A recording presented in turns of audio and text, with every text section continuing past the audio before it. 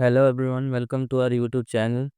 जैसा कि आप सब लोग जानते हैं, पिछली क्लासेस में हमने पेज लेआउट टैब के बारे में डिस्कस किया था। ठीक है।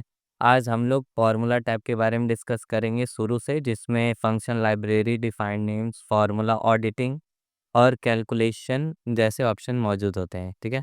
सबसे पहले हम लोग इंसर्ट फंक्शन के बारे में जानते हैं। तो इंसर्ट फंक्शन पे आप जैसे ही क्लिक करेंगे तो आपको ढेर सारे ऑप्शन देखने के लिए मिलते हैं, जैसे ceiling function, round function, ABS function और भी बहुत सारे फंक्शन आपको देखने के लिए मिलते हैं। ठीक है। और यहीं पे फंक्शन लाइब्रेरी पूरी होती है, जिसमें ऑटो सम में पहले ऑटो सम वाला सारा आप पढ़ चुके हैं। इसमें रिसेंटली यूज्ड भी है, फाइनेंशियल है, लॉजिकल है, टेक्स्ट फंक्शन है। ठीक है। डेट एंड टाइम है, लुकअप एंड रेफरेंस है, मैथ एंड ट्रिगो है और लास्ट में आपका मोर फंक्शन। ठीक है। तो 300-400 फंक्शन आपको इसी फंक्शन लाइब्रेरी में मिल जाते हैं। ठीक है। और ये इतना डिटेल में नहीं पूछता है। जो भी फंक्शन आपको ट्रिपल सी में पूछा जाएगा, वो लास्ट में सारे फंक्शन की एक लिस्ट मैं दे दूंगा। ठीक है। वहाँ पे सारे फंक्शन आप कवर कर लीजिए। मेन आप ये चीज़ जान लीजिए, आपको फंक्शन मिलते कहाँ पे हैं। ठीक है। फंक्शन लाइब्रेरी में और इंसर्ट फंक्शन में, दोनों एक ही चीज़ होता है। ठीक है। ये था पहला ऑप्शन। और इससे भी ज़्यादा इम्पॉर्टेंट है आपका डिफाइंड नेम्स। ठीक है। यहाँ पे आते हैं, 4-5 ऑप्शन आपको देखने के लिए मिल रहे होंगे। पहला है नेम मैनेजर, उसके बाद define name, use in formula और लास्ट में आता है आपका क्रिएट फ्रॉम सिलेक्शन। ठीक है। सबसे पहले आप ये चीज़ देखेंगे कि जिसमें यहाँ पे देखिए नेम जहाँ पे लिखा है, इस सेल का नाम क्या है, A1। ठीक है। 85 जहाँ पे लिखा है, इस सेल का नाम है C3। ठीक है। लेकिन इस रेंज का क्या नाम है, ठीक है, इस रेंज का, अगर इस रेंज का आप नाम निकालने जाएँगे, ठीक है, तो इसका कुछ अभी नाम नहीं है। ठीक है। तो अलग-अलग रेंज का आपको नाम देने के लिए कौन-सा ऑप्शन यूज़ करना पड़ता है, डिफाइन नेम। ठीक है। जैसे इसको सिलेक्ट कर लिए, डिफाइन नेम में गए। ठीक है। यहाँ पे नेम क्या है इसका, ठीक है, ये पहले जो है पहला कॉलम, कॉलम में पहला सेल उसी हिसाब से अपने आप को डिफाइन कर लेता है। ठीक है। जैसे ही ओके करेंगे, ठीक है, अब क्या हुआ, नेम मैनेजर में ये चीज़ जाके देख सकते हैं। ठीक है। तो इस रेंज का क्या नाम हो गया, जब भी आप इसको सेलेक्ट करेंगे, इस रेंज का क्या नाम है, देखिए यहाँ पे लिख के आ चुका है नेम बॉक्स में, नेम। ठीक है। वैसे ही मार्क्स वन, ठीक है, पूरा सेलेक्ट कर लीजिए, डिफाइन नेम में जाइए, ओके कर दीजिए। ठीक है। इस रेंज का क्या नाम हो गया, मार्क्स वन। ठीक है। तो ऐसे ही सारी चीज़ें आपको देखने के लिए मिल सकती है। ठीक है। इतने सिर्फ मार्क्स वन को ना लेके इसके सारे वैल्यूज़ को ले लेते हैं, इसको भी डिफाइन नेम में जाते हैं। ठीक है। और साइंस मार्क्स नाम से इसको सेव कर देते हैं। ठीक है। ऐसे जस्ट ओके कर देंगे, ओके। ठीक है। एक सेकंड, अच्छा ये पहले से ही है इसलिए नहीं ले रहा है। ठीक है। यहाँ पे नेम मैनेजर में आए, इसको डिलीट कर देते हैं, वापिस जाते हैं। ठीक है। जो पहले से डिफाइन है वो नहीं मेरे ख्याल से डिफाइन होता है, तो मार्क्स वन नाम से इसी को सेव कर देते हैं। तो ये फिर से मार्क्स वन नाम से सेव हो चुका है। यहाँ पे आएंगे, ठीक है, ऑटो सम का फॉर्मूला कैसे लगाते हैं, ऑल्ट प्लस इक्वल, जैसे ही करते हैं एंटर, तो ये क्या हो गया, ऑल्ट प्लस इक्वल का फॉर्मूला लग चुका है। ठीक है। यहाँ पे आप देखेंगे, वैसे तो अगर इसको सम करना होगा तो आप क्या करेंगे, ऑल्ट प्लस इक्वल यहाँ पे भी लगाते हैं, तो क्या लिखा है, C2 टू C5। ठीक है। यहाँ पे क्या लिखना चाहिए, B2 टू B5, लेकिन इस रेंज का, ठीक है, एक सेकंड, यहाँ पे हटाते हैं। इस रेंज का क्या है, आपको नाम पता चल गया, तो उसी हिसाब से जिस भी फार्मूला में आपको यूज़ करना है इसका, तो यूज़ इन फार्मूला ऑप्शन का यूज़ करना पड़ेगा। ठीक है। सबसे पहले डिफाइन नेम पूरी अच्छी तरीके से समझ लीजिए कि उससे किसी भी एक रेंज का नाम आप डिफाइन कर सकते हैं। ठीक है। और उसको देख कहाँ सकते हैं आप, नेम मैनेजर में। ठीक है। जैसे नेम नाम से एक ये रेंज है और मार्क्स वन नाम से ये रेंज है। ठीक है। अगला ऑप्शन आता है यूज इन फार्मूला, जैसे ये अल्ट प्लस इक्वल के हैं, यहाँ पे लिखे हैं इक्वल टू सम। ठीक है। टैब, अब यहाँ पे से आप लिख देंगे मार्क्स वन। ठीक है। यहाँ पे मार्क्स वन लिखे आ गए, इसको क्लिक कर दीजिए। ठीक है। एक सेकेंड, मार्क्स वन, 2 बार इसको क्लिक कर दीजिए और एंटर कर दीजिए।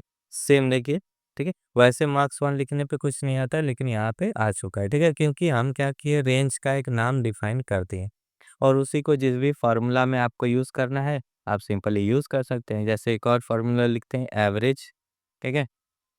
1 सेकंड, एवरेज। यहाँ पे फिर से वही मार्क्स 1, यहाँ इसको डबल क्लिक कर देते हैं और एंटर कर देते हैं। देखिए एवरेज इसका 70.75 आ चुका है, ठीक है? अगला है आपका ऑप्शन क्रिएट फ्रॉम सिलेक्शन, ठीक है? उसके लिए क्या करते हैं, सारे जो भी हम बनाए हैं नाम सबको डिलीट कर देंगे, ठीक है? सबको डिलीट कर देते हैं और सबको एक साथ सेलेक्ट कर लेते हैं। पूरा टेबल आप एक साथ सेलेक्ट कर चुके हैं, ठीक है?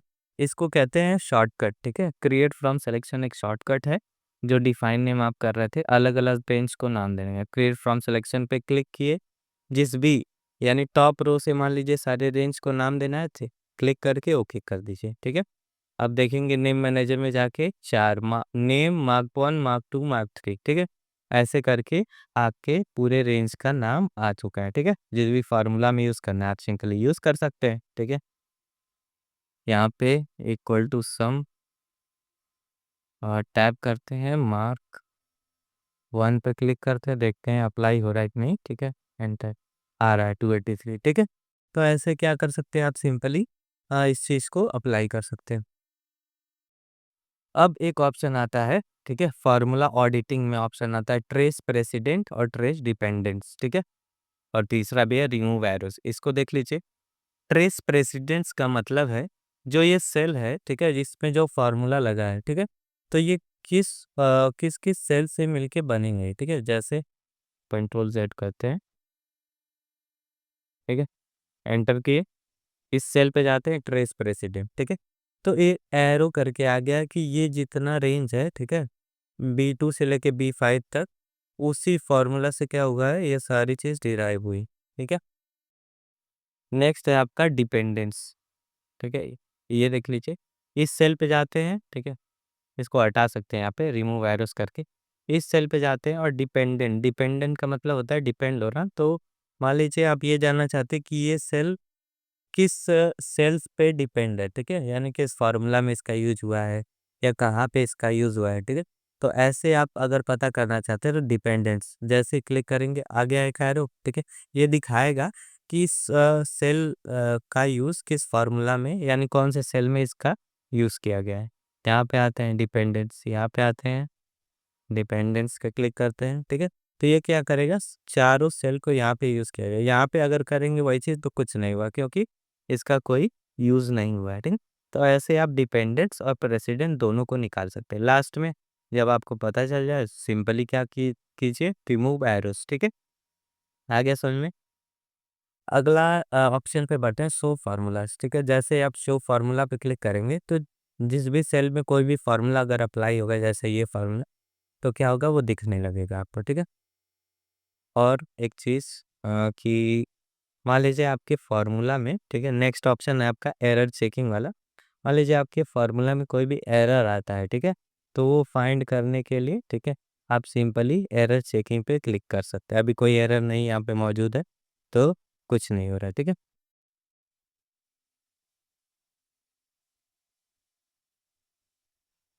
उम, 1 सेकंड इफ वाला फ़ॉर्मूला लगाते हैं, ठीक है? इफ B2, ठीक है? ग्रेटर देन 90, ठीक है? कॉमा सिंगल, ठीक है? फर्स्ट ठीक है? ऐसे बंद कर देते हैं इसको और एंटर कर देते हैं, ठीक है? देखिए, यहाँ पे अ, एंटर आप कर रहे हैं तो क्या दे रहा है एक ऐसे आपको ऑप्शन दे रहा है कि क्या है फ़ॉर्मूला में आपको एक एरर है, ठीक है? जैसे ही आप इस पे ओके करेंगे तो आपको कहाँ पे एरर है ये देगा। जैसे हमने सिंगल इन्वर्टेड कॉमा लगाया था, ठीक है? लेकिन यहाँ पे कौन सा कॉमा लगाना है? Double invert. जैसे ही ओके करेंगे तो ये फार्मूला क्या हो गया? सही हो गया। एरर चेकिंग करेंगे तो ये भी सही है, ठीक है? तो फार्मूला में अगर कोई भी गलती होती है तो उसको चेक करने के लिए आप किसका यूज कर सकते हैं? एरर चेकिंग, ठीक है? अगला ऑप्शन है इवैल्यूएट, ठीक है? इससे आप स्टेप बाय स्टेप पता कर सकते हैं कि कैसे क्या ही हुआ है। कैसे? सिर्फ आप इवैल्यूएट करते जाइए, ठीक है? पहला स्टेप है, ये फार्मूला लिख के आ चुका है यहाँ पे, एंटर किए, कहाँ से? B2 से लेके B5, B2 से लेके B5, ठीक है? इस जो मार्क 1 लिखा है इसका वैल्यू को पकड़ा है, ठीक है? एंटर किया तो सबको ऐड करने पे कितना आ रहा है? 283, ठीक है? यही है आपका इवैल्यूएशन, ठीक है? तो फार्मूला को क्या करता है? ये स्टेप बाय स्टेप देखने में मदद करता है, ठीक है? अगला ऑप्शन है आपका वॉच विंडो। वॉच विंडो देख लीजिए। मान लीजिए आपको, पहले क्या करते हैं, वॉच विंडो को देख लेते हैं पहले। इस पे क्लिक करते हैं और इतना एरिया सेलेक्ट कर लेते हैं, ठीक है? ऐड वॉच विंडो पे क्लिक करते हैं, ऐड कर लें, ठीक है? ऐसे आप कोई चीज़ ऐड कर चुके हैं, ठीक? सिंपली नीचे जाते हैं, ठीक है? वॉच विंडो पे जैसे ही आप क्लिक किए, मान लीजिए नेम वाला कॉलम आपको देखना है, सिंपली नेम, ठीक है? एक सेकंड।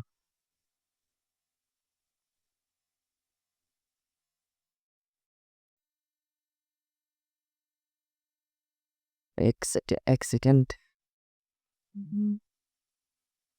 सो फार्मूला हटाते हैं और आपको मान लीजिए ये रिजल्ट है, ठीक है? वॉच विंडो पे इस पे डालते हैं, ठीक है?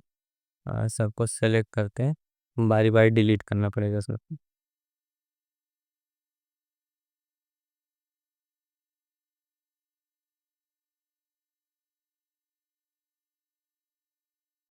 ठीक है?